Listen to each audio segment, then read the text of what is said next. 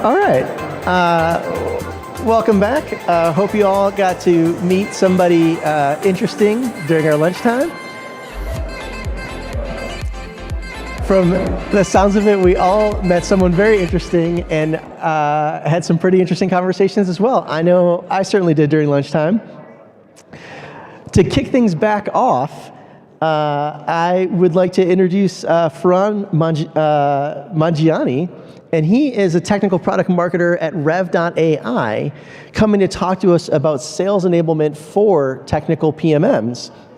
Now, Farhan actually started off as a quota-carrying rep, worked a stint in sales before making it over to a PMM. So he's worked across the globe in all kinds of interesting places, from Cape Town to Dubai to Hong Kong, really a globe-trotter, and here to share with us his experience from both the sales side and the PMM side. Please give him a very warm welcome.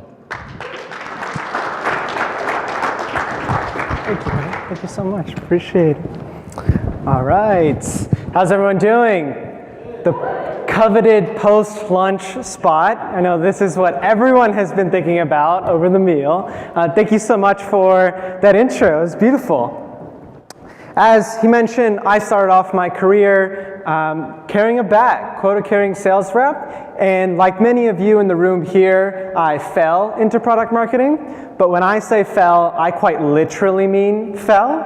So back in BC, this is before COVID days, I was in the office and in the kitchen, and my phone rang because I finally got in touch with the CMO that I had been going after for a while now.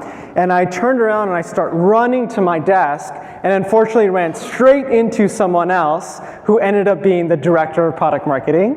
And as an apology, I took him out to coffee, and that's how our friendship started. And that's how I realized that I was in the wrong career, because everything he said about what he does day to day was exactly what I wanted to do, and then that is how I started transitioning. So from there, I started out as solo PMM in a product organization. And so, as you can imagine, that means half of my days were trying to explain to my boss that I was not a product manager. My job isn't to write user stories, it's to do messaging and positioning, and those aren't the same thing.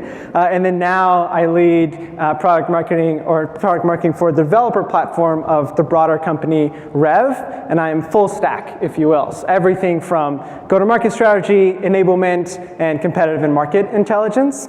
And today when we talk about enablement, it's from the lens of both a rep as well as being on the other side of the fence, and excited to share with you today. And I know we've all been in this position, right? You are in the zone, you're focused, you're honed in, you got your messaging and positioning, you got a product launch coming up, and all of a sudden you get a Slack. And it's from a rep saying, I have the biggest deal, it's the best thing ever, it's going to be game-changing for our company, and by the way, I need you to drop everything, I need a bespoke deck, our messaging won't work for this client, they don't care about anything we have today, we need to do everything brand new, can you help me?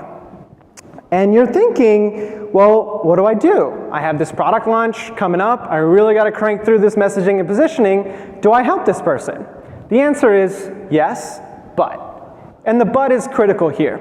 Let's ask some qualifying questions to this person, which is it maybe an education problem? Is there something that you've already created that they just don't know about that could be repurposed for this exact same situation?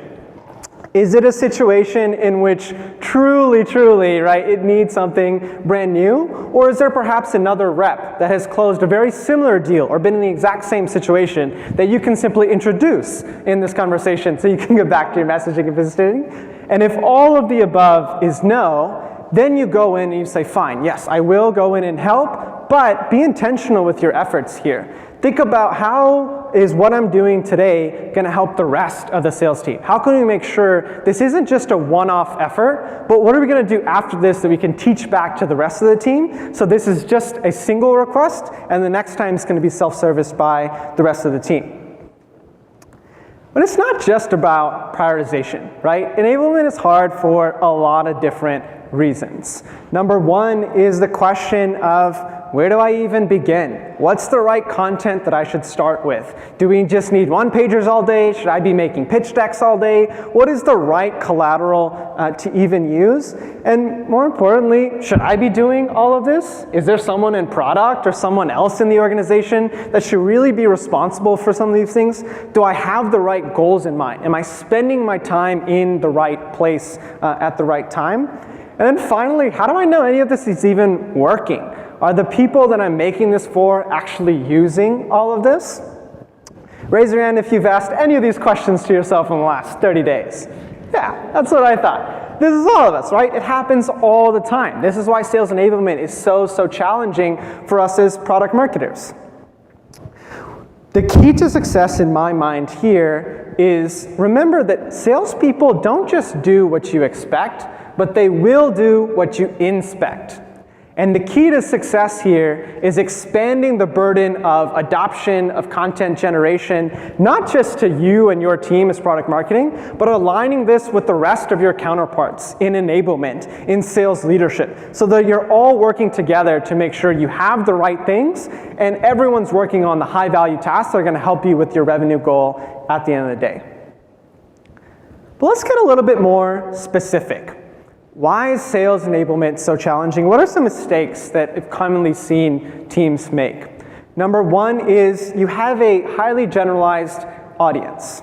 We know this. As product marketers and as marketers, you can either be something for someone or you can be nothing for everyone. The everyone for everything world does not simply exist. So why is your enablement any different? What your SDR needs versus your mid-market account exec versus your strategic sellers is totally different from what your post-sale team needs or your technical teams like your solutions engineers or your implementation teams. At the end of the day, if you want to make sure you're meeting the needs, you want to tailor to each of these audiences individually. The second one is too often we focus solely on the enablement and we don't think enough about the execution. Our job as product marketers is to take the guesswork out of sales. That means not just information about the buyer and the messaging and positioning, but also the best way to actually reach that buyer. And we do this today with our demand gen counterparts, right? We build a beautiful foundation, and then we lean on their expertise for the right channels and tactics to leverage to make sure that our message is actually meeting the buyer where they're at. Our sales counterparts are looking for the exact same type of tactical advice. And the last piece here is really no opportunity to practice. We've all been here. I just had one last night. You're listening to your conversations at Gong or Chorus or wherever, and you're hearing those cringe moments where a rep is trying to position against a competitor or they're trying to pitch your solution, and you're just like, shit, we need better sellers, right? And you just chalk it up to we have bad sellers at the end of the day and we need to fix how we're training and onboarding and all these other things. But for a moment, think about the alternative. Where is the opportunity for the rep to practice? You've come in and you've shown them the promised land, right? Here's this great messaging, here's this great positioning, here's this awesome pitch deck that is going to help you win every single deal, but where's the opportunity to practice what they were saying to what you want them to start saying now? The reality is we're all humans at the end of the day, and as humans, no one wants to look dumb, right? And so when you're on the call, those cringe moments that you're hearing, those are the sellers that are trying to adopt the new messaging, are trying to do what you told them to, but they just haven't had an opportunity to practice outside live conversations, so they're doing it with live prospects. And the sellers that are really worried about looking dumb, those are the ones who are just defaulting back to their old pitch, right? What they know, what they feel confident in. So they just go out and deliver that message, and that's when you don't see this behavioral shift. You've already moved on, right? You're back to your positioning document trying to get ready for that next tier 1 launch, but this is what's happening with the reps. Let's break down some strategies for these one by one. Number one, let's understand our persona, right? This is what we do all day. You're gonna encounter 3 types of sellers, most likely, in pretty much every department. Number one is the know-it-all, and I see some heads nodding. I know you're thinking of the sellers. You don't have to say their names out loud, but we all know them. The know-it-all is the person who believes that they cannot simply be replicated. There is no world in which any other seller can do what they're doing. They're just so magical in everything that they do. These are the people that you want to spend time with one-on-one. You don't come with them with any plan, you just ask them questions. You take their experience, and your job is to prove to them that you can build a repeatable framework on what they're doing. And so bring a rough outline, rough picture, start asking them questions. Again, these are the one-on-one relationships that you want to start building as a product marketer. The next bucket of folks are the 21 questions. I know you know who I'm talking about. The 21 questions always has a bunch of questions, and there's a great way to leverage this. When you get a little bit more meat on your plan, right? Maybe you have a rough outline of what you want to cover, maybe you have some key learning outcomes or whatever, that's where you want to take your plans to the 21 questions, but you want to partner with your sales managers or your enablement counterparts. And the goal here is to preempt. What types of questions do you have if I tell you I want to run a session about XYZ where your takeaways are XYZ? And your sales manager or enablement partner is there to really gut check. How many of the questions that they're telling me or asking me are representative of the broader sales team that I actually want to change and incorporate into my content? And how many of them are outliers and it's okay to ignore and it doesn't make sense, right? That our content is spot on and we can keep going. And then lastly, you're going to have the beginners, right? Oftentimes, these are people who are just promoted for the first time into sales or come from backgrounds that are totally different from sales and are just getting the hang of things. That's okay. But this is where your partnership with sales management and your enable counterparts is critical. These people are going to need more love, right? You can't just introduce a concept and they're not going to pick it up immediately. So this is where you're partnering with your sales management and enablement team to really build a plan of how are we going to show them some extra love, right? Before we actually get into the session, these are the people you want to share all your materials with in advance, give them a chance to read, help them digest proactively, and then after the session, you're making sure that you send a recap to them, right? What were the key takeaways? And you already have your plan in place with your sales managers to make sure that information is consistently reinforced so it's actually absorbed, and then collectively you can just focus on those behavioral changes.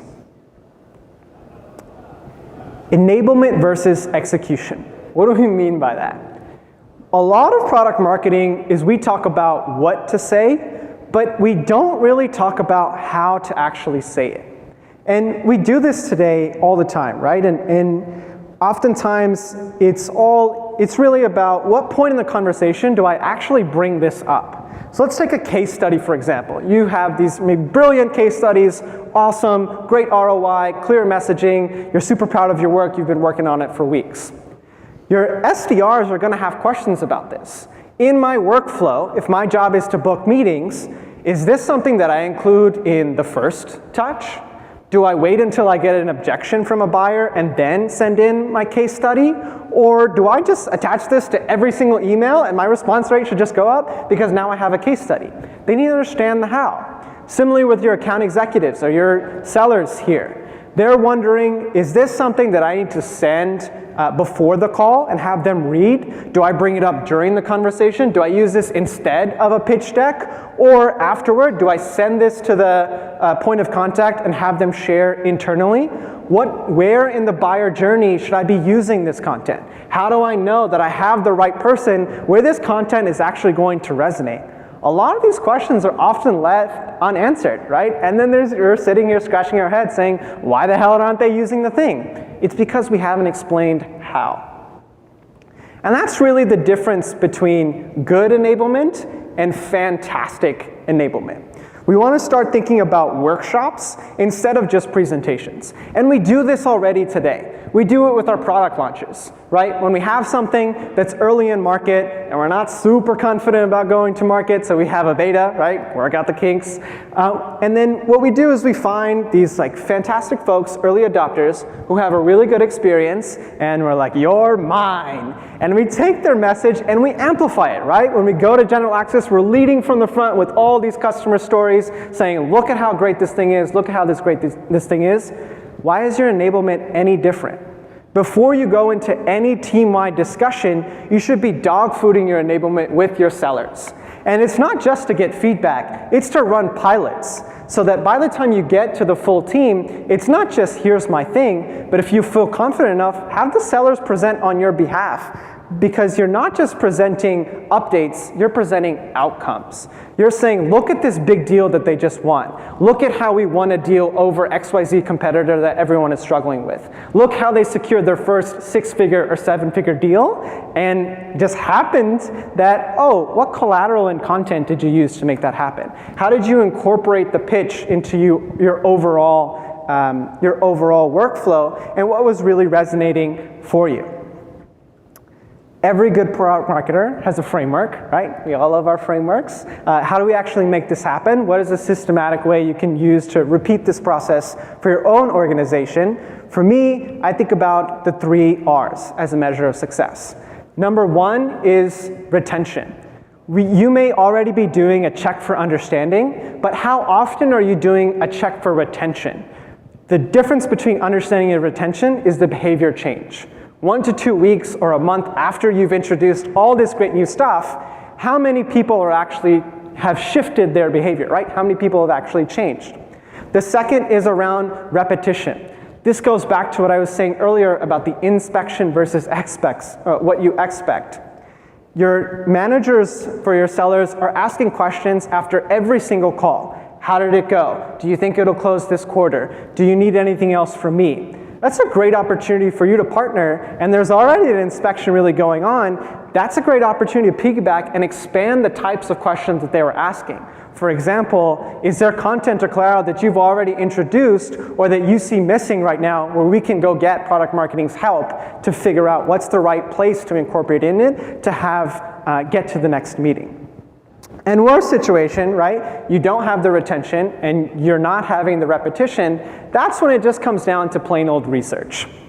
And you may have your dossier on your competitors, right? 3 pages, here's their messaging, positioning, go-to-market strategy, here's their focus industries and verticals, here's their pricing. The reality is it doesn't work in the workflow, right? If I'm a rep, I'm on a phone call and a prospect says, hey, yeah, I'm thinking about blah, blah, blah competitor. In my brain, I go, oh shit. And I start furiously typing while I'm on the call. And my whole goal, I'm not trying to close a deal. The whole point of a sales conversation is to get to the next conversation. That's it.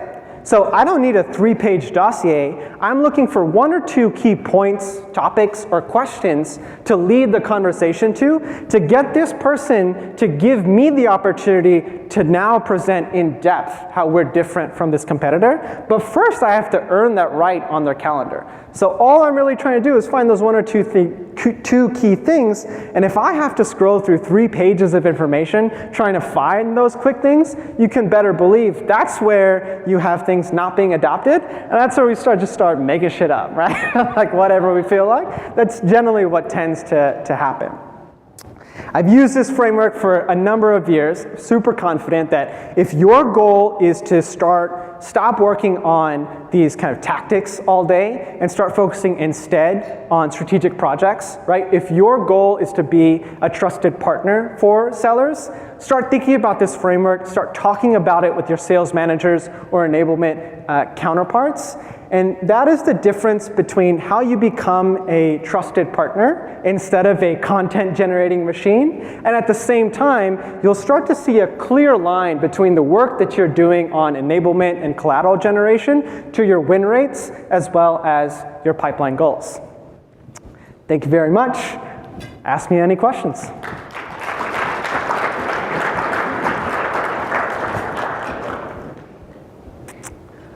We have a few popped up here on the Slido, so we know the drill.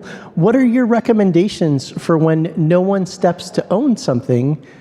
And these are old questions. I'm happy These are maybe old questions. This is a good one. Let's see. In your experience, what does good, healthy, regular communication between product marketing and sales look like?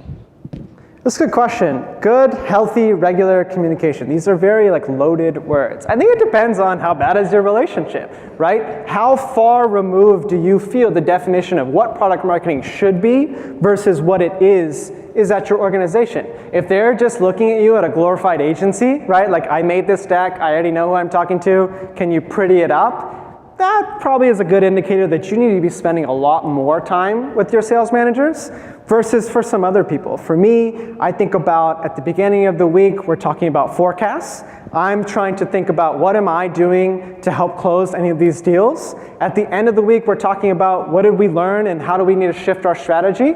I'm in that conversation thinking about how is product marketing having a seat at that conversation and talking about how we're here to enable and support, right? And that's when you get to talk about what's the high dollar task that we're working on versus, hey, you're not answering enough bespoke requests to fix this deck or work on this one pager. So it really depends a little bit, but that's at least what I try to shoot for. For our sales org, time is money. How do you get them to willingly take time to go over enablement materials and learn about a feature? It's a great question. I think a lot of times the relationship between sales and marketing is like a little bit of, oh, they don't know what you're doing, and the other side is like, you don't really know what you're doing either, so it's okay. At the end of the day, sellers will listen to other sellers. And to earn the respect of a seller, that's where it comes back to what I was talking earlier about don't just focus on the message, right? What's the right message for the right buyer at the right time? Think about the mouthpiece as well. If you have a seller talking to the rest of the team about how wonderful your pitch deck is versus you doing a 30-minute presentation talking about how beautiful your slides are and how hard you worked on it, which one do you think is going to have the better adoption? Salespeople always are trying to figure out where the tribal knowledge is, right? There are a few sellers who are constantly killing it at their job, and the rest of the sellers are trying to figure out how they can be more like that person. If you are building a system to really just democratize what's repeatable in that, that's where people will be begging you for time versus you begging them for time. Didn't mean to take over. Please tell me your next question. I know you're moderating. Oh, you're good. Keep it going. Okay, awesome. We can tag team. A great question here is, what is your biggest enablement fail? How did you learn from it? My biggest enablement fail was my definition of success. I think I had a very poor definition of success in that I was looking at success as what can be achieved by me being part of the conversation, and that quickly led to bad prioritization and burnout. I was dropping the ball on other projects because I was constantly involved in so many conversations because all the knowledge was here. The moment I shifted that perspective, largely thanks to my manager, of how can you start measuring success instead by what can be successful by you not being part of the conversation at all. And if they don't have to come and talk to you at all, that means you've got great documentation, you've communicated plans and priorities early on, and everyone feels very confident you've delivered them the information to do their job effectively, that they're not having to come back later. And so shifting that definition of success, right? Not just what can be enabled, what is possible because you're part of the conversation, but rather what can they do without even talking to you at all? That's insightful. Here's one from Brandon. What opportunities do you think exist to effectively activate sellers as an ongoing enablement counterparts to drive product launch adoption? Yeah, it's a good question. In product launch adoption, one of the key pieces is you have an opportunity to have a starting point or you have a gut check.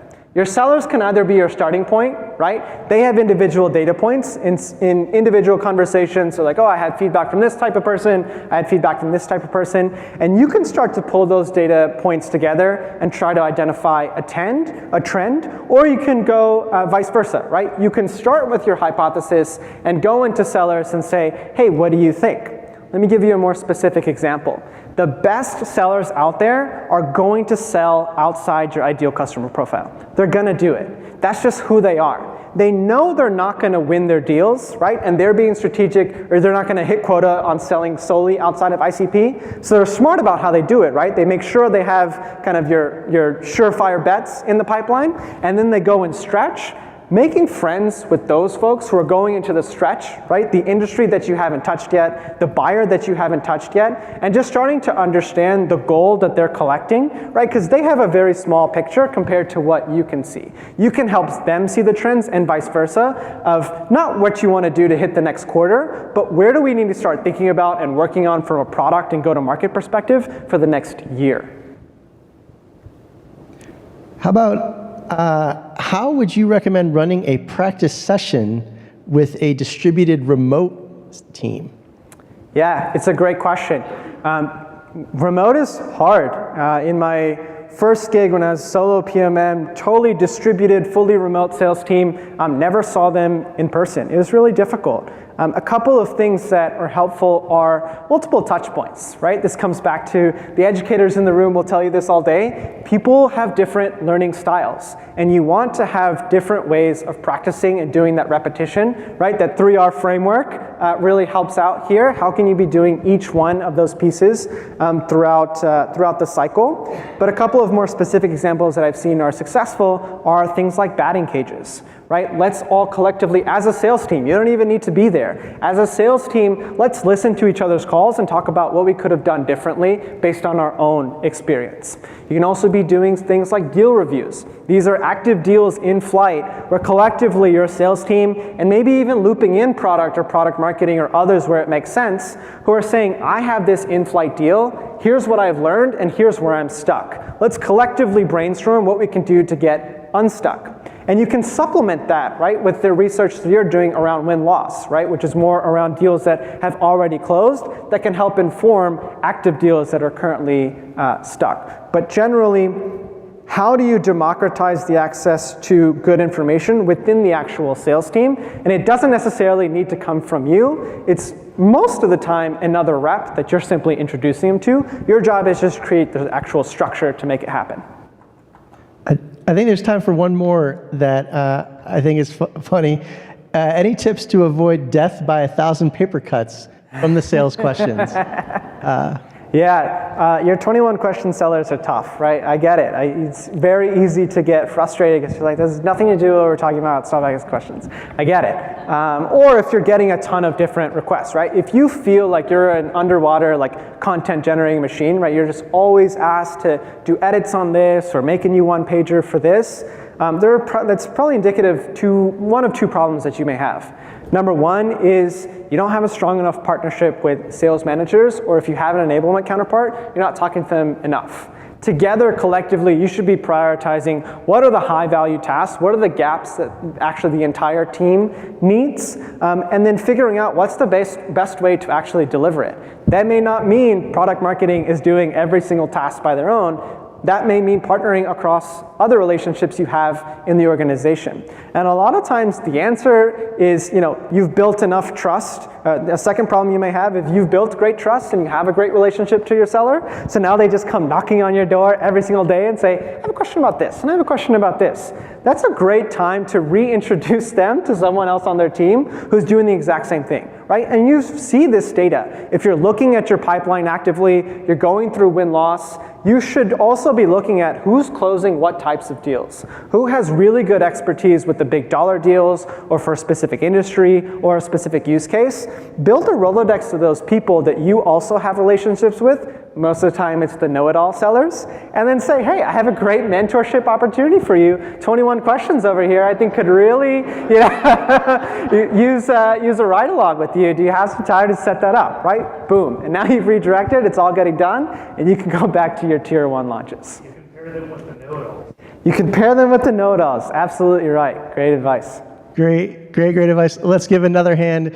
Great talk from Farhan. Thanks, everyone.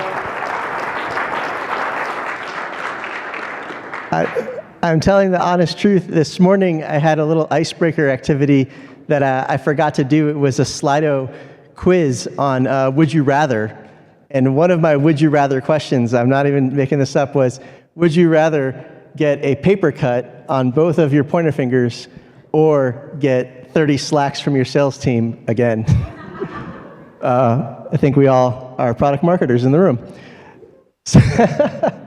So next up, I would like to welcome Misha Rangal. She is the Director of Enterprise Product Marketing at Veeam.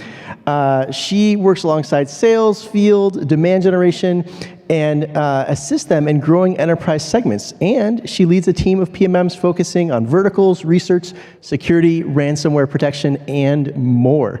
So with that, to come talk to us about solutions marketing, please welcome Misha.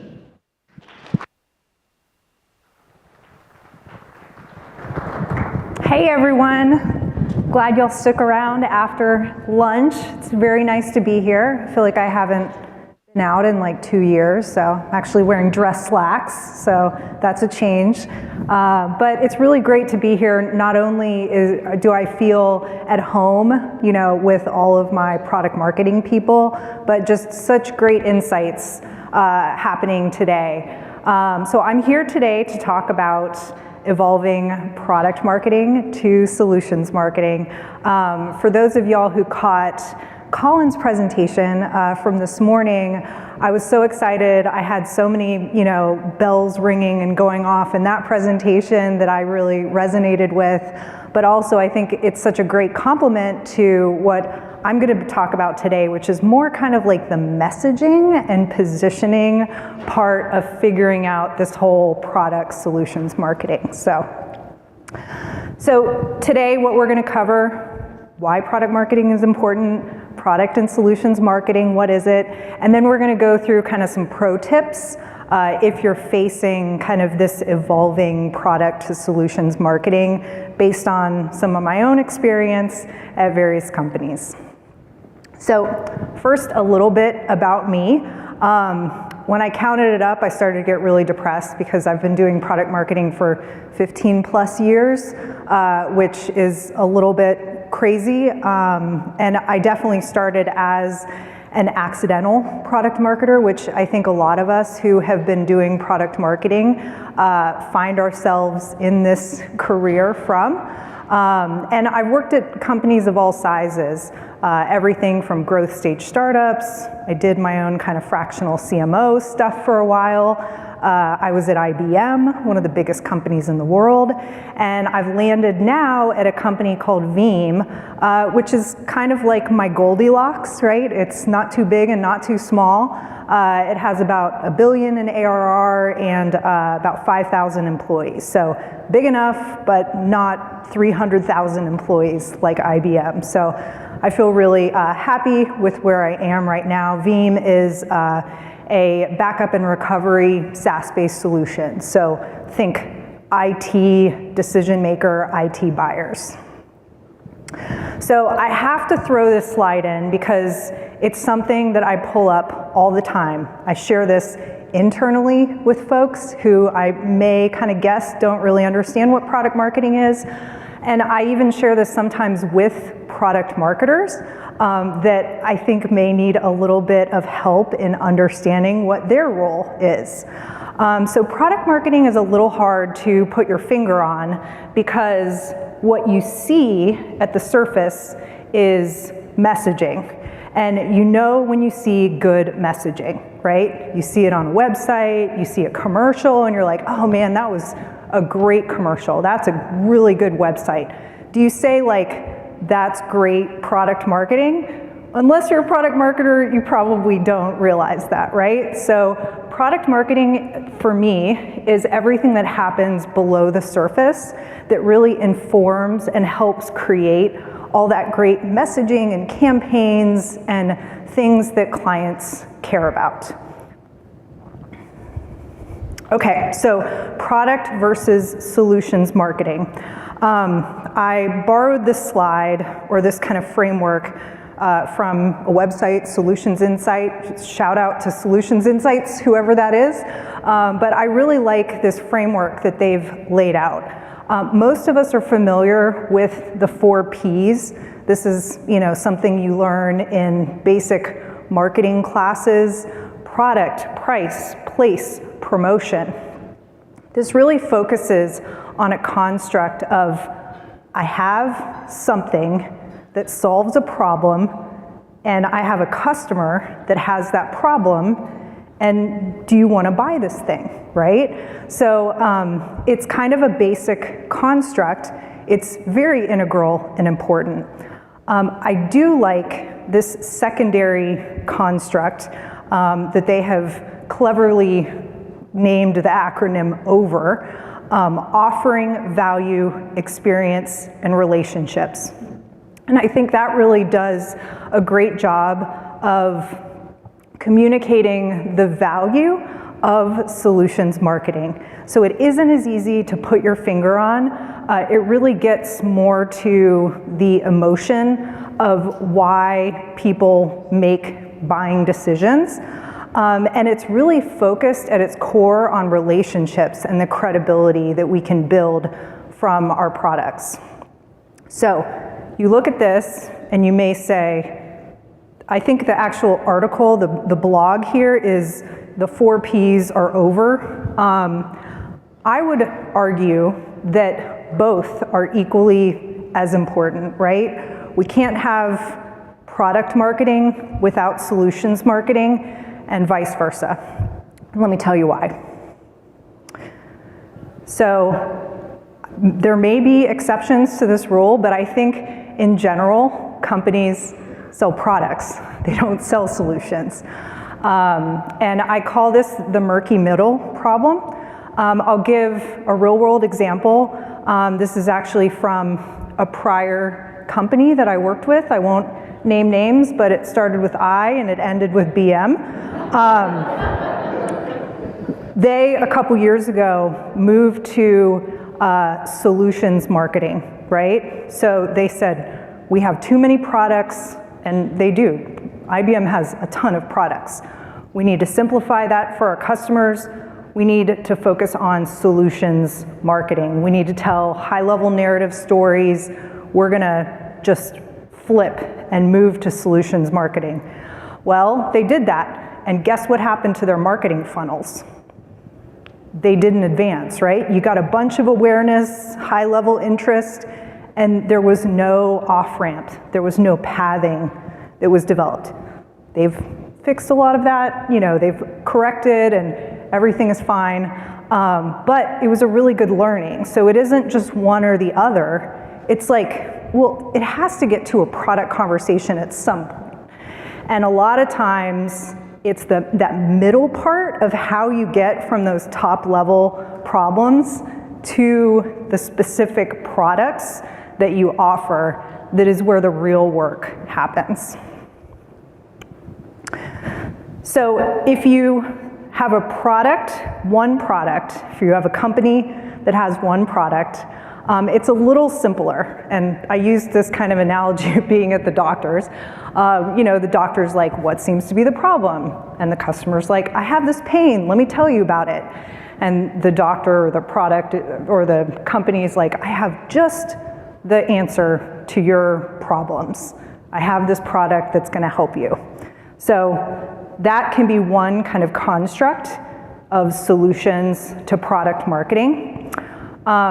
Many of us have multiple products that we are responsible for, or as a company that we market. And it can kind of come to a customer experience that looks more like this. I have just the product that can help you with that. I have just the product that can help you with that. I have just the, right? So you have all these different kind of competing messages coming from different products, and it ends up just kind of really confusing the customer. So this is what we're trying to avoid, but what probably happens more than we'd like to admit. And it could end up feeling a little used car salesman, which none of us want to feel like. Okay, so enough talking about the problems and commiserating with, how hard this situation is, and we can start talking about some of the solutions. The first kind of tip that I'd like to talk about is this exercising of mapping products to solutions. This can be relatively easy if your solutions that you've identified map like kind of in a one-to-one relationship with products. I have never had that luxury. It's always been much messier than that. So it's like you have a product, you have a solution over here, and then you have like 2 products that do like little pieces of that, or maybe you have a product that does many different things and how to kind of navigate that. So this is kind of a, lock yourself or coworkers that help you with this mapping into a room and just workshop and whiteboard it out. There isn't a set answer to it. It's just something that kind of constantly needs to be discussed and evolved. If there are solutions that map to multiple products, you may have to choose what I call a lead with product, which is never a fun, popular exercise because every product feels like that they should be the lead with product. But sometimes, it takes some frank conversations and mapping to the buyer's stages of the sales cycle to understand, like, okay, we can't throw like all these things at a prospect at once. What is like the thing or the key functionality that's going to speak to their problems that they're having most acutely and at least get us kind of down that path? Another solution is to kind of have a good handoff between marketing and sales when it comes to solutions and product enablement. So the longer that you continue the path of talking about solutions with marketing, when that handoff happens with sales, you're gonna have to make sure that your sellers are also able and equipped to talk about solutions, which not all of them are, right? They're really good at selling products, but kind of helping them to navigate and to ask the right questions to get down to that product conversation from a customer pain point or solutions conversation may take a lot of focus in enablement and materials to help your sales force. Okay, so the second pro tip is around personas. We all know about personas, we love personas. It is, rather an art rather than a science, but they are so important, and especially when you get to solutions marketing, understanding your customer, what problems they have, how your product helps them to solve it, is really going to be the secret weapon to nailing positioning. So I think I've heard this mentioned a couple times this morning in various presentations, but also be very aware of buyer personas versus user personas. User personas are going to be more oriented to care about product features and functionality. They're very important, and they are more likely to resonate with kind of traditional product marketing. They want to know the details. They're going to be the users. They want to get in there and experience the product, and they're going to care about those features and capabilities that the product has. Now, buying personas are a little bit different, and I liken this to a car buying experience. So if I go to a car dealership and buy a car and the salesperson whips out the manual for the car that I'm interested in buying, and they're like, oh God, you gotta see this. Okay, page 1 of 353, right? Oh, you gotta see this feature. Oh, this is so cool about the car. I'm like, man, I kind of just want to test drive it and see how it meets my capabilities. So you really have to be more selective in how you're elevating the solutions that you want to highlight to a buyer persona. And sometimes when the buyer persona and the user persona are not the same, I know in the past there have been more emphasis on kind of user personas because there's more understanding around them, and then the buyer persona is kind of like this guy. It's like a clip art type CTO that is a little bit less understood. So I know that I've had to kind of really put more emphasis on getting a deeper understanding of the buying process with those influencers and decision makers.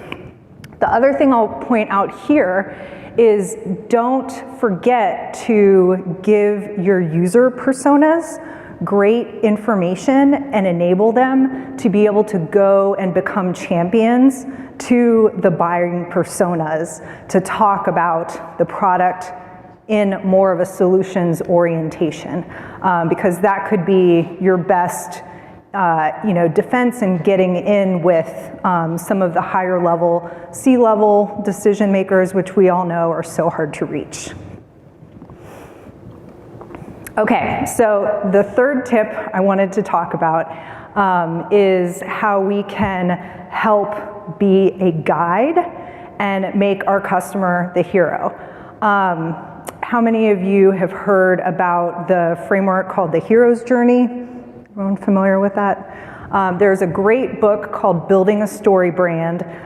If you're interested, there is basically a narrative arc that almost every successful epic story, given Star Wars, The Hobbit, Harry Potter, Homer's Odyssey, there's just a million different examples of how this all takes place. But in all of these successful narratives, the customer is there's a hero and a guide. And many times as product marketers, it's easy for us to think of our product as the hero. And successful product marketing puts our customers as the hero and us as the guide. So I will show you two examples. This first one is pretty old, but I think it speaks very well to a product as a hero. So I'll show you. Watch this top truck demonstration. We're dropping the 78 Ford pickup in a free fall. The Proof Point. Ford pickups are built tough. Let's see that again.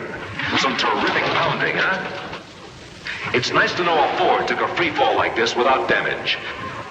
And good to know you've got strong twin I-beam suspension up front when you hit bumps like these. Ford, built down to earth, tough. 93 out of 100 of all Ford trucks registered over the last 12 years are still on the job. So I love this example because it's just like, Ford, it's so just unrealistic and crazy, right? It's like showing this product and in all these crazy situations that you're never gonna be in, and it's basically like, rah, this thing is so cool, right?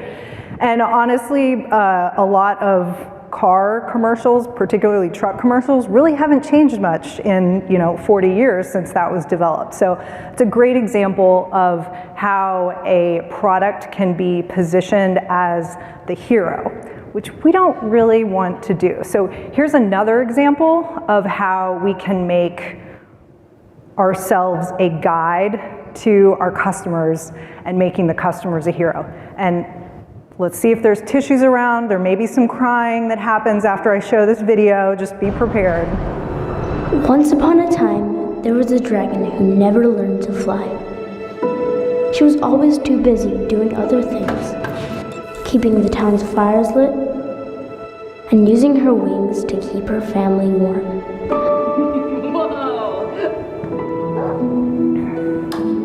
But one day, a bird appeared from very, very far away. Your wings can take you places you've never been before, the bird said. Here, I'll teach you how to fly. But I don't have time, the dragon said. Who will keep the fires lit and make sure my family's always warm? You will, said the bird. You're a mighty dragon. And soon, she was flying.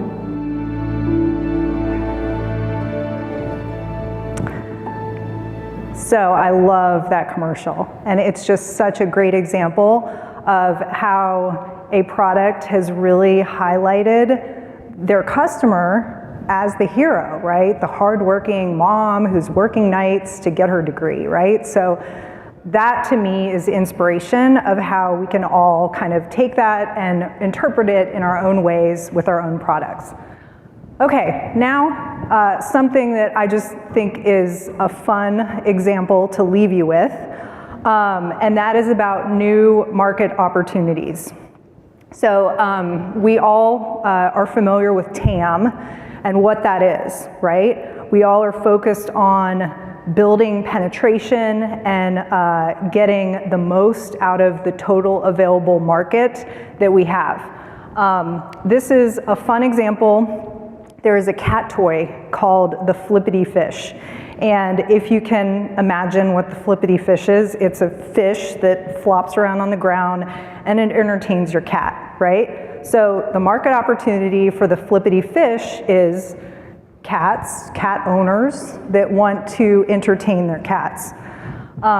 So little did Flippity Fish know, there were some parents out there who had discovered this hack where they would tie the Flippity Fish to the backs of their infants to pat the infants to sleep.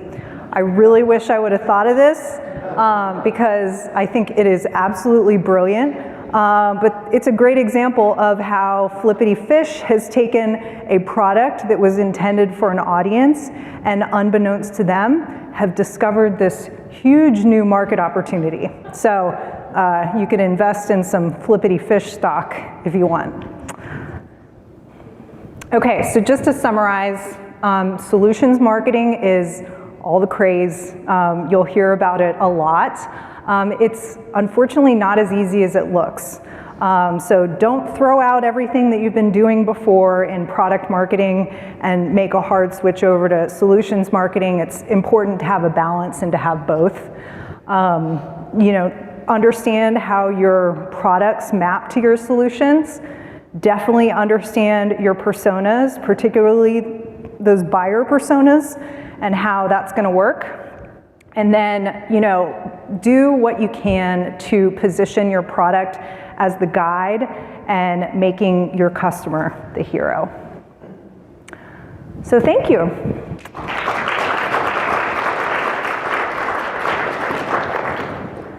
And we do have some time for some Q&A. There's already a few questions in there. Upvote your faves and add the ones that you want to know. So mapping products to solutions needs to happen at the product development level too, not just in marketing.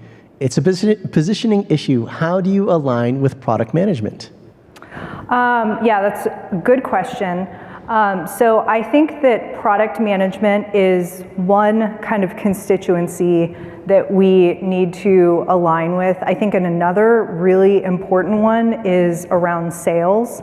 So I think kind of having a consensus among those people is going to be really important to get to the right solutions marketing.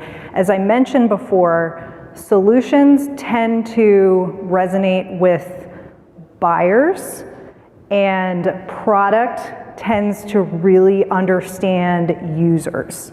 So I think it's important for product management to be on the same page when it comes to solutions, but just be wary that they may have that really user kind of orientation within their perspective and point of view. So this question is about pricing and packaging. When you have product-based pricing, would you recommend updating your pricing and packaging to align with offering bundles that align with your solutions? So my blood pressure starts to rise every time I think about pricing and packaging. If anybody has been through a pricing and packaging exercise, it is really painful. Maybe it's not always, but at least the ones that I've been through are. I think particularly with solutions, until you feel really solid that you understand what that solution is and how you are going to package that with the customer, I would caution against making too many extreme decisions when it comes to pricing and packaging because they're really hard to roll back. What we are doing right now at Veeam is experimenting with some promos that are basically kind of like sales bundles. So it's not as official as a product bundle, but it is something that sales can take to market and pitch to their customers. And the thought is, if there's huge demand and it's wildly successful, then number one, we'll have validation and feel more confident in what we're going to do. And number two, it's a better business case to bring to our pricing committee that helps make all those pricing and bundling decisions. So This one is in terms of collateral, like leave behinds. They're asking specifically about B2B. What would you suggest for both buyer and user enablement? Do you suggest leave behinds, or what types of collateral do you see for those different personas? yeah, absolutely. So I think kind of mapping this, and I know that Colin spoke about this in his presentation as well. I think those thought leadership topics are going to be really great to orient customers to from the solutions to the product mapping. So if you think of some of those big hot topics in the industry, and then kind of position 80% of the content in whatever collateral, making sure that that is resonating, and then the following 20% that kind of shows like how we help you get there or solve that problem, it'll be great. I think that overall product marketing tends to get roped into building too much content and too much collateral. So I try not to focus on the what that we're building rather than the message behind it. So we can kind of minimize the work and maximize the usability of the pieces of content. And I think we have time for at least one more. If you have limited resources, which I know mine are unlimited, but for a lot of folks they're limited, how do you prioritize solution or product marketing? Or can the same people do both? Okay, so that is a good one. I think that there is a skill set, particularly around product marketing, that you have to have a deep understanding of a product, right? You need that in order to build credibility with product management. You need that to be able to, put together the right messaging around features and capabilities. So on the scale of, technical acumen or understanding of the product, I think that product marketing needs a lot more of that.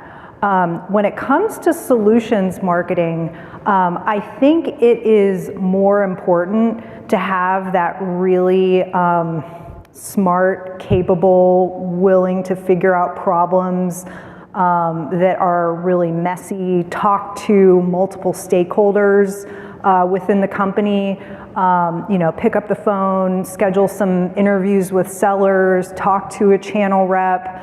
And I think that solutions marketing can feel a bit more kind of fuzzy, and you need someone with a skill set that's able to figure all that out and take all those data points and connect the dots and really build something. So I think that they're kind of different skill sets, and it is hard to context switch between the two. So. Well, very insightful answers. Let's give another round of applause for Amisha.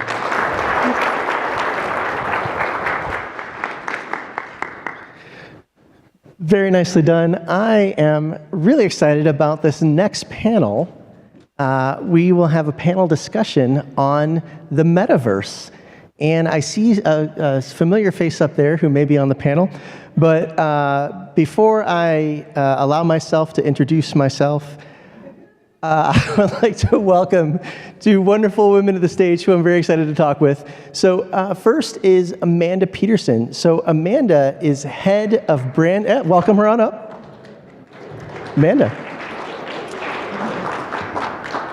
Amanda is head of brand and product marketing at Google Fiber. And as I have learned, Google Fiber is their own company with their own CEO, all part of Alphabet, but separate from Google. And Amanda's been at Hewlett-Packard, Logitech, over a 25-year career. a lot of insight. And to come and moderate our panel, please welcome up Angelia McFarlane. And Angelia is Director of Product Marketing and Program and Operations at Dell Technology. So we will have a discussion here. Angelia will lead us, and of course, you know me, I'm William, and I'm excited to talk about the metaverse. So I am as you all know, those of you who have seen me before know I talk very loud, so sorry. So excited to be back at PMA in my home city of Austin. It's so great to see all your faces. I am going to jump right in because we're talking about the future of marketing. I figure there's probably going to be a lot of questions. So I don't think anyone here has not heard the term metaverse. You know, Facebook has gone Meta, Square has gone, Block, and then Walt Disney just announced, Mike White as the head of metaverse strategy. So all the brands are getting into the metaverse, but there is not a common definition of what metaverse is. So I'm going to start on my panel, and I'm going to throw this to you, Amanda. What is your definition of the metaverse, and why is it important to marketers? So I'm an old school internet geek. So I use capital or lowercase m metaverse to talk about any kind of immersive experience where users have some representation of themselves, so for some kind of approximation of the physical world. So right now we're talking about AR and VR, but I mean, I was on MUDs back in early 90s. Shout out to my multi-user dimension people who can do it on text only. And we've been talking about this way before Neil Stephenson used the word metaverse. It's cyberspace repackaged all over again in some ways, but now we actually have the technology to do it. So I'm hoping it's just the promise that we've been saying the internet was going to be back in the late 80s, finally coming to fruition. William, how about you? Yeah, that's a phenomenal definition. I don't want to steal your thunder. You had an awesome definition, which I want you to share with the crowd, which we talked about on our, some of our prep calls. I completely agree. I think that it is loosey-goosey. It's hard to nail down. It's an old idea. We just kind of gave it a new flashy name. The bits and bytes of it, something I'll include, like a lot of folks will think about AR, VR, or you have your Oculus headset. But there's also like NFTs, which folks will lump into the concept of the metaverse. And this is the idea that you can use, blockchain and cryptocurrency style encryption to own a piece of something digital. And a lot of times it's digital pictures, but you could own something digital. And so here you are doing something ownership, but it's in digital form. I'd include that kind of in the metaverse bag too. So I think it can be this very, very broad thing, and there's some elements of it that are emerging that we just haven't even seen yet. So William put me on the spot, and the bad part about that is I don't remember what I said in the Zoom. It was brilliant. It was really brilliant. To quote the brilliant Angelia, the metaverse is not a technology, it is a social and political construct. So the technology enables... I do remember. I just thought that blew my mind, so I just had to share with the crowd. That's actually one of my favorite ones is I think that we miss what the metaverse is when we focus too much on the technology. And I believe as marketers, we have a lot of opportunity in this space to try and help our brands understand how to leverage these different technologies to deliver value and not just novelty. And so, on that point, I want to throw it back to Amanda again, because we talked a little bit about where Google Fiber is going from a speed perspective and how these enhanced speeds are going to enable some things that we cannot do today. So Amanda, can you talk about where you think fiber technology is going to play a role in the metaverse? It's not just Google Fiber, it's any internet connected company is pushing for faster, and I'm gonna repivot us to think more. A bigger pipeline going to your house, your company, but more importantly, your customer's house, right? So all these things that marketing technology has promised in the past, and then you were like, oh no, our product looks like it loads real slow, but I have to explain that they need better internet to experience the Domino's World of Warcraft experience. We're really bringing that. So I'm not focused on building a virtual copy of our retail space, or I still have door-to-door salespeople. I don't have digital door-to-door salespeople in Roblox, but I am working with our company and our competitors, and everybody else out there is working to get more internet to more places so that wherever the technology goes, wherever the opportunities go, we can actually connect more people to do it. This ubiquitous, I call this ubiquitous experience. We've been talking about it for years, but I really think that we're getting closer to it, with one exception. And before I go to William, I want you to hit that, is that in a lot of these rural areas, so our urban areas we're getting close. But let's talk a little bit about the disparities in access.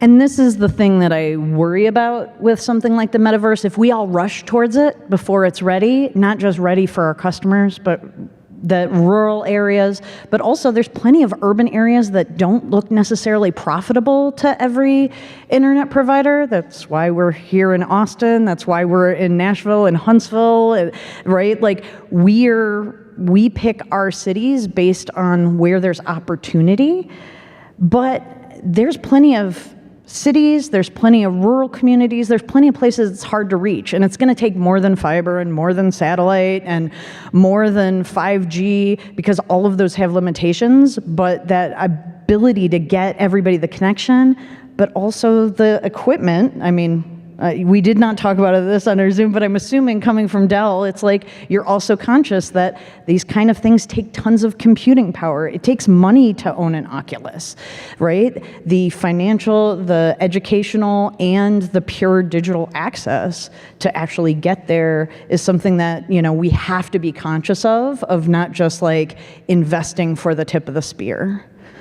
And William, can you talk a little bit about remote work and its role in the metaverse, and how we're going to be able to either leverage it as marketers for ourselves and how we interact, and reach our customers as well? Yeah, absolutely. I am a remote work evangelist. I've told the story a couple times today that I signed up to speak at the PMA Summit Austin in 2019. Actually, I was on the speaker role, and my talk was going to be how to be a remote PMM, because I was remote before it was cool. So I've been working remote the last 6 years, hyper remote evangelist. Of course, COVID came along and things shifted, and here we are, which is awesome.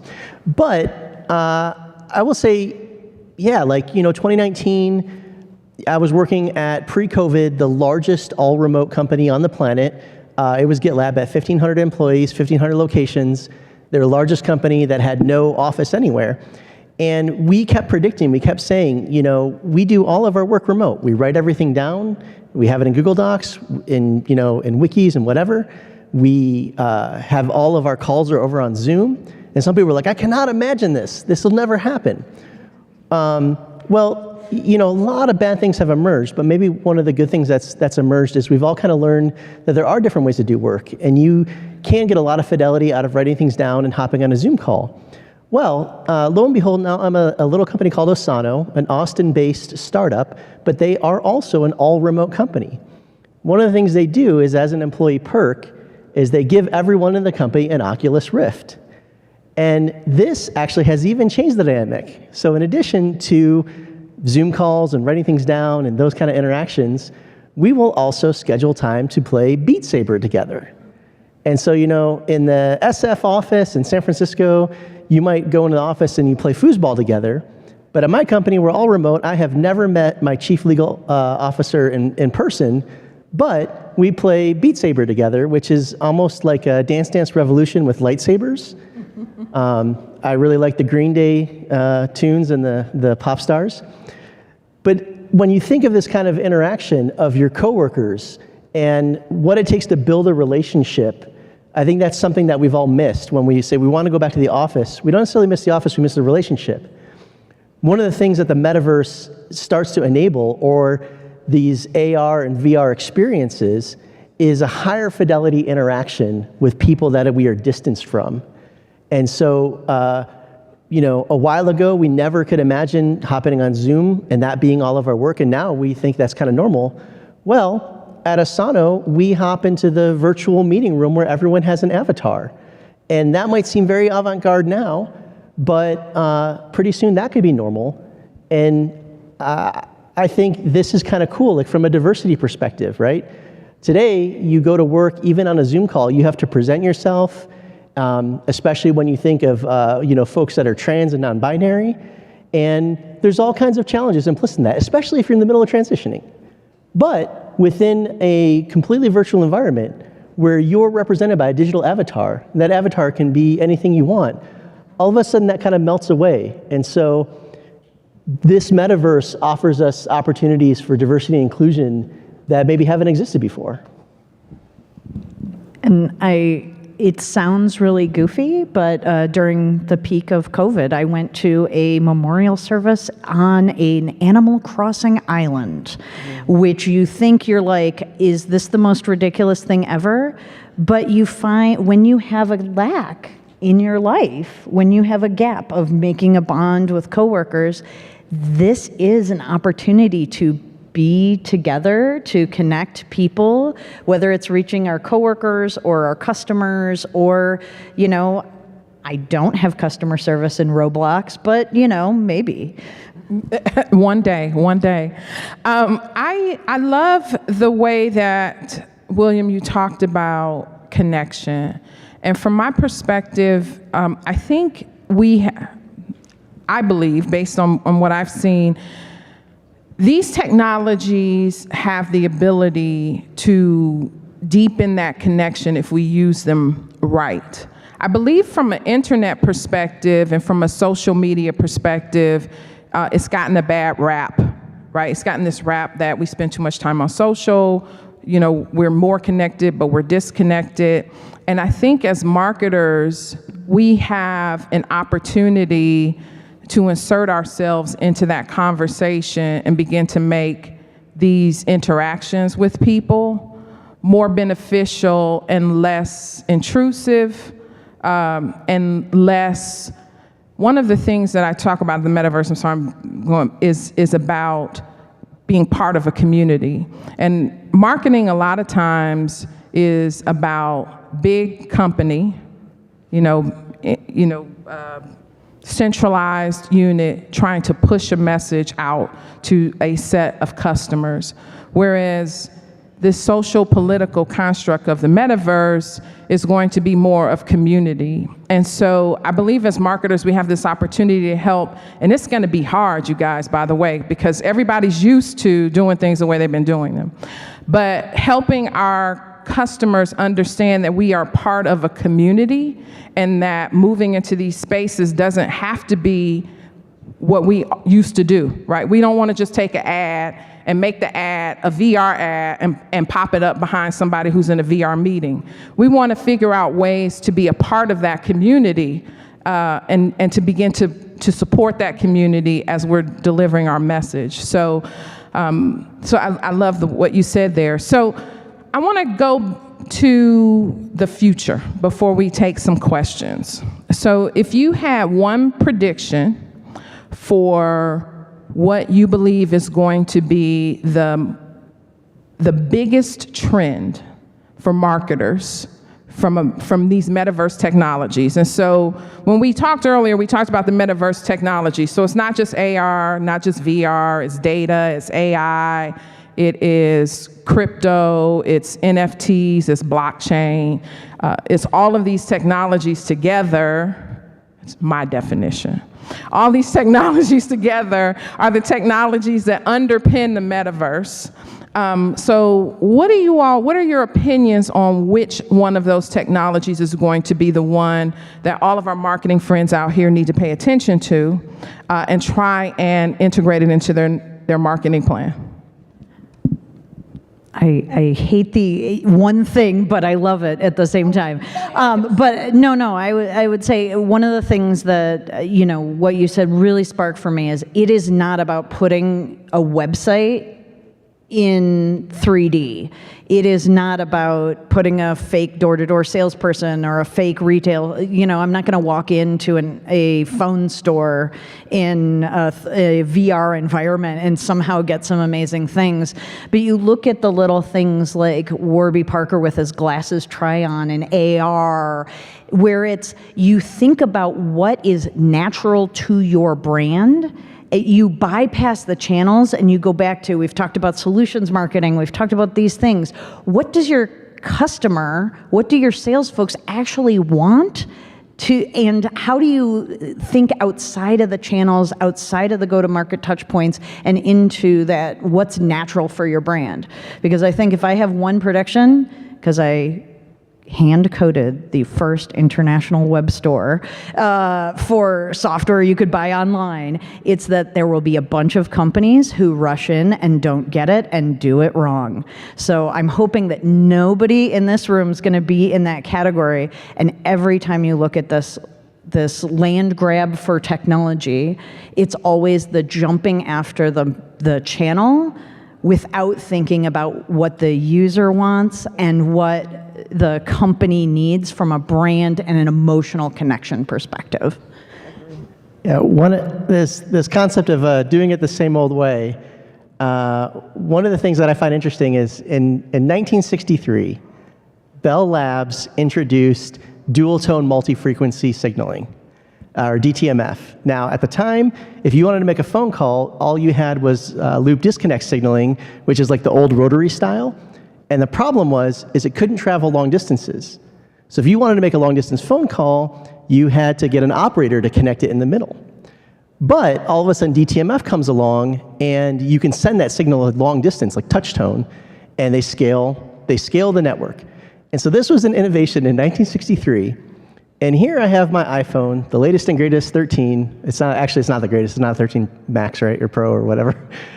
But the phone app, I mean, look at, you probably can't see it, but you know what it looks like. The phone app on my iPhone uses the same DTMF layout from 1963, right? So even though we have like this brand new technology, in a lot of ways, you have Zoom on phones and there are new experiences, but it's this concept of you don't want to do the same old thing and just implement that in the new technology, right? So the predictor I have, or the admonition I have, is to pay attention to the gaming space. Even if you're not a gamer, which odds are most of us in the room are, video games have just become ubiquitous, from mobile gaming to VR gaming to consoles and PC, and more and more and more. This is just an exploding industry. These huge acquisitions. Microsoft just acquired Activision, for this massive acquisition. Why? Why would they bet I'm going to get the number wrong, but it feels like a quarter of the revenue or some just obnoxious number to buy Activision. And it's because gaming is becoming such a force. And I'll give even an example you can use right now. Take your webinar that you're doing today. And today we do webinars, right? And a webinar is usually you sit on there and you watch the person and you do Q&A. And it's almost like we're taking this thing that we do right here and we just put it on a screen. But if it's on the screen, you can actually do something we can't do right now. Right? Right now, you all can't talk at the same time as us. We couldn't hear. But online, you can. And if anyone in here has ever watched a streamer on Twitch, you know this is exactly what happens in the gaming industry, right? The gamer is playing the game, or they're presenting, or they're on Twitch, and the chat is just burring along, right? So think about this for your next webinar. Instead of hosting it on a webinar platform, maybe you do a Twitch live stream, and you encourage your audience to have that level of engagement. It's literally a level of engagement that you can have digitally that we cannot have right now. So that's kind of my predictor, is watch the gaming space. I think this is where we're going to learn some things and we can adapt it for our marketing purposes. And my prediction is blockchain. I am enamored with the possibilities of democratization through blockchain. And I believe that there are some issues that we need to resolve. I'm sure we'll be able to resolve them before it becomes mainstream. One of them, as a IT professional, one of them is the immense amount of computing power it would take for every one of our companies to start delivering things on the blockchain. That is a problem that we would need to figure out. But in the interim, there are some really exciting potential applications for blockchain that I believe are going to eventually touch every industry. One of the ones that I've talked about is, imagine having your medical record on a distributed blockchain. You could go anywhere on the globe and have access to your medical record. It would be private. It would be controlled by you. So, you live in Texas, you go to Paris and you pass out in the middle of the street and they take you to a Parisian hospital. You give them your access code to your blockchain medical record and they can have your entire medical record for your entire life, every doctor you visited, every x-ray you've ever taken. That's powerful technology. And that same type of application can be applicable across many different industries, and it puts the power in the hands of the consumer, and it makes us as consumers, or it makes us as organizations, it puts the onus on us to figure out how to make sure our organizations can continue in this cooperative fashion. Because if you think about where the hospital sits in that scenario, where the providers sit in that scenario, a lot of these different people in this chain of information are going to have to modify and change their business models. And that's not to say that they're going to lose money. It's just to say that they need to look at it a little bit differently than they're looking at it today. And so that's why I think blockchain is going to be the next one. So I am going to stop talking and open it up for questions. Do they show up here? We should be able to get some Slido on the screen. And oh, wow. I can do it. Do either of you want to take that one? The way I always say it is, it's a public ledger with a lot more fancy bits, but it's a public ledger with a lot more fancy bits. But I'll let you put it in more precise detail. Oh, wow. I don't know if I can go, because I was going to start with the word immutable, and I don't know that a 5-year-old, I don't know that a 5-year-old would know what that word is. It is, I'm trying to do it in 5-year-old language. It is information that is distributed across a lot of different computers. And because it's distributed across a lot of different computers, you can't change the information on one computer without the other computers knowing that they're out of sync. And so that gives you a level of security. It also gives you a level of control. So no one computer is in control of your information. All of them have to work cooperatively to make sure that information that you put on the blockchain is intact. So I hope that I did it without using the word immutable. Any other questions?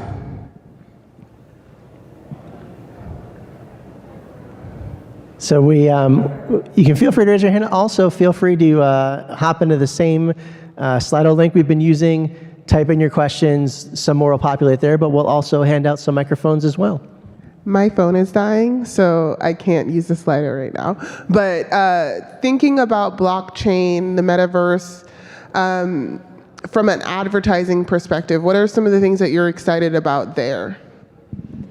I mentioned Domino's. You can order in World of Warcraft if you so to the other two gamers in the room, you already know that, but for the rest of you that might, like, you do not have to leave your game to order a pizza, and it will be delivered. And, you know, if you have a Ring or you know, any kind of smart doorbell, you can just have it delivered there. Gucci has released limited edition fashions in Roblox. Beautiful collection, a little more affordable than their real world counterparts. And as weird as it sounds, I mentioned Animal Crossing, but Hellmann's Mayonnaise did a huge campaign about food waste in Animal Crossing, where you could leave your decaying turnips on their island and $5 would go to charity. Each of those things fits their brand and their user really uniquely. And what I get excited about is how many times have one of our, you know, B2C products not been purchased because somebody wanted to put their hands on them, or they wanted to try them out, or they wanted to touch them. That might be a great application for AR or VR. How many times has the sense of exclusivity, right, that Nike shoe drop, wanted to be applied to a broader set or a more exclusive set? That's going to be more of an NFT style arrangement, giving your customers something exclusive that only they can have for pure bragging rights. So I think those opportunities really come from what is the promise I want my products, my solutions, my brand to make. And these are a whole different set of interactions that we can take with our customers. Hopefully that helps. Either of you have other? We got a couple of questions on the Slido, and I think that top one, Amanda, might be for you, the gamer in the room. Why the metaverse is not the next Second Life?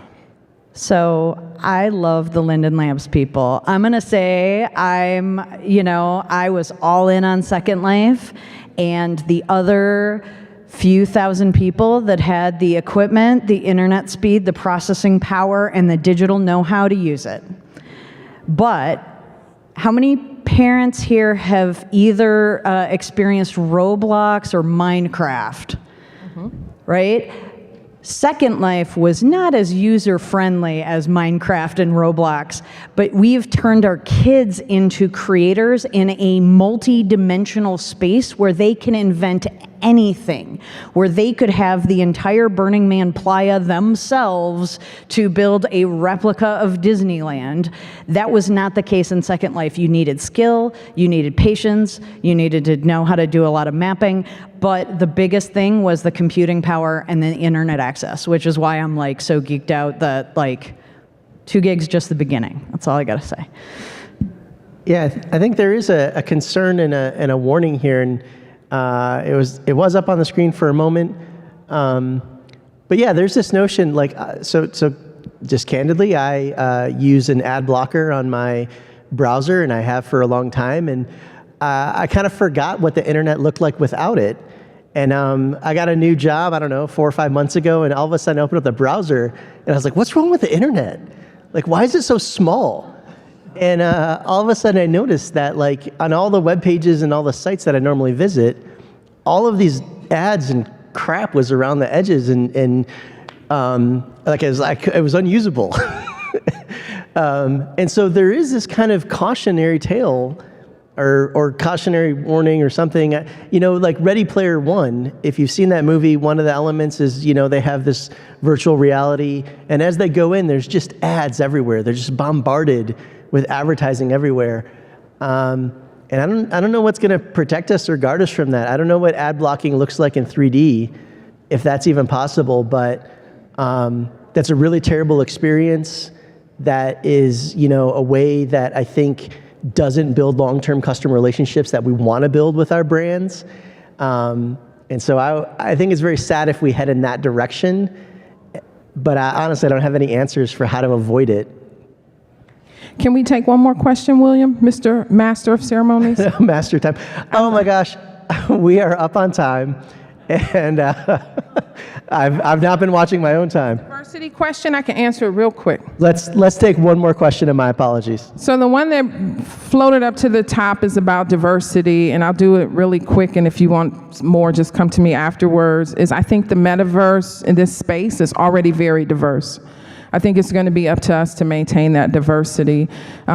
Based on what Amanda was just saying, there are all types of people, different colors, different ages, different geographies, different physical abilities, all creating in these spaces today. It's going to be up to us to not silence their voices and to bring them into the conversation.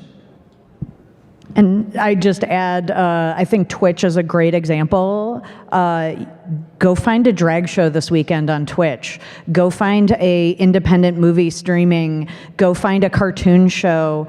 Go find a Black beauty creator. That we've actually sponsored them because there is diversity, but they need our investment, they need our support, and they need our amplification. And so if you have a commitment to diversity, bring that commitment to the folks you sponsor, the channels you support.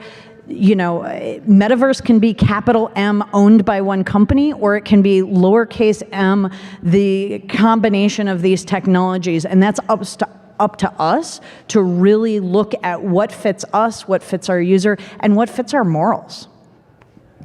Well, thankfully, the next thing we have is coffee break, so we didn't cut into another speaker's time, but a round of applause for our panel.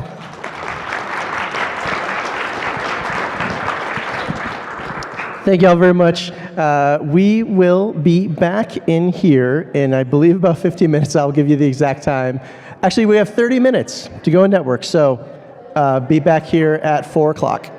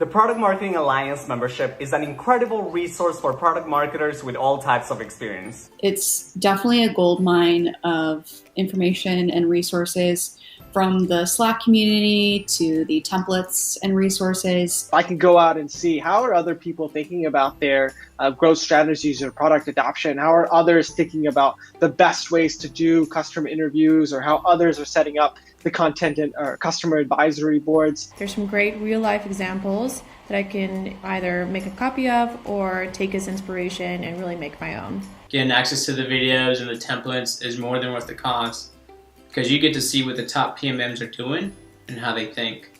From persona frameworks to go-to-market templates to articles written by experienced product marketers, this content has become an additional resource to help me succeed at my job. My personal favorite is the mentorship program. It's definitely been a game changer for me. When I have some planning time available, I love to look at the different videos and conferences that they have posted.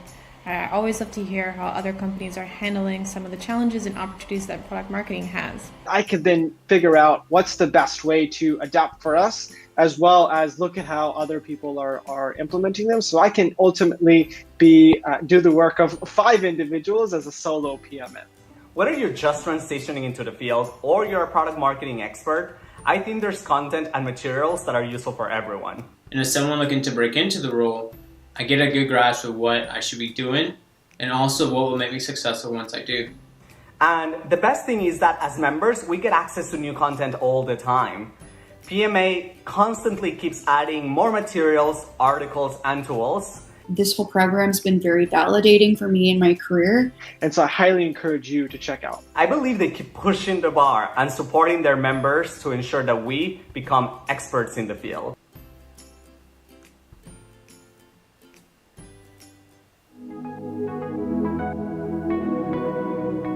Welcome to the Alliance, home to the world's most forward-thinking professional development platform for high-growth organizations and individuals worldwide. Through market-leading accredited courses, unrivaled membership plans, industry-shaping reports, thriving communities, and first-class events, we're redefining the way companies access education and scale. From startups to large enterprise, freshmen to execs, we enable everyone, anywhere, in any profession, to tap into the expertise of some of the world's best-known brands. We're talking Google, IBM, LinkedIn, HubSpot, Adobe, and more. Either live in person, live and online, or on demand. If you've got growth in mind, we've got the community and learning and development opportunities you need to get there.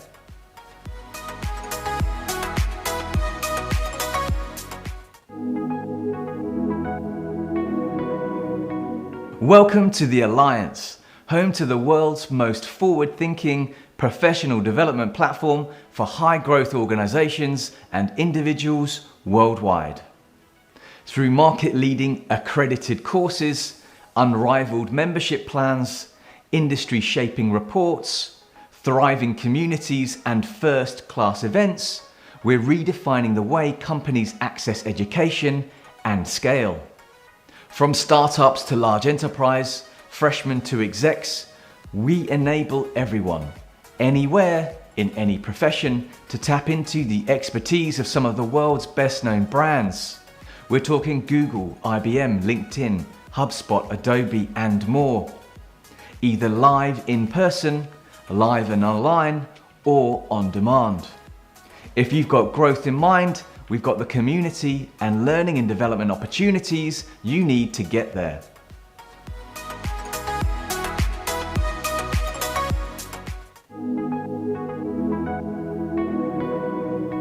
Welcome to the Alliance, home to the world's most forward-thinking professional development platform for high-growth organizations and individuals worldwide. Through market-leading accredited courses, unrivaled membership plans, industry-shaping reports, thriving communities, and first-class events, we're redefining the way companies access education and scale.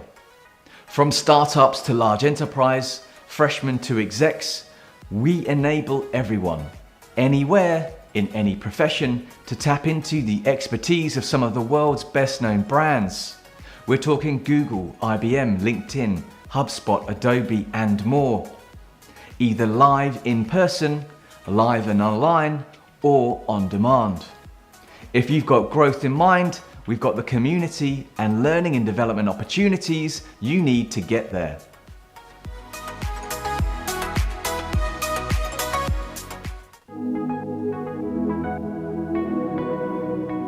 Welcome to the Alliance, home to the world's most forward-thinking professional development platform for high-growth organizations and individuals worldwide.